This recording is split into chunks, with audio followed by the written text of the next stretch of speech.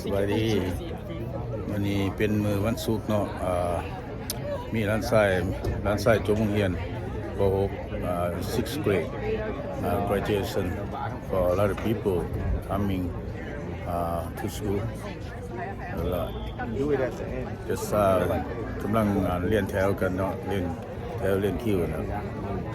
ภาษาบ้านเฮาก็ดีแต่ว่าคนหลาย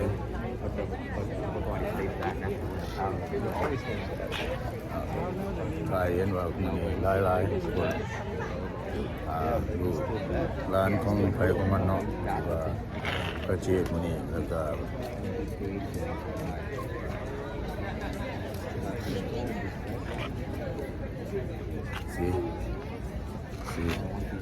อันนี้ก็แม่นร้านสาวบุตร3คนนี่ร้านสาวบุตร3คนให้เบิ่ง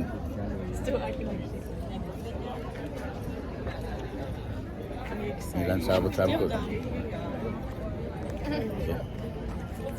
ร้านสาวบุตร4คนร้านสาว4คน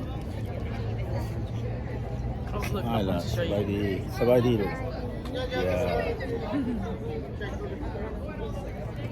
บายดีลูกร้านสาวบุตร4คนมาถ่ายร้านชายจบโรงเรียน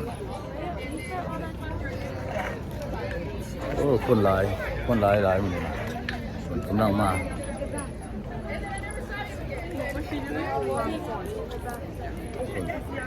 คนหลายWhere's your mom and stuff? They are? Hi, Jojo.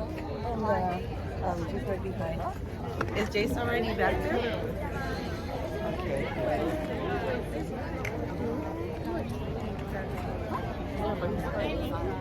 Oh, God.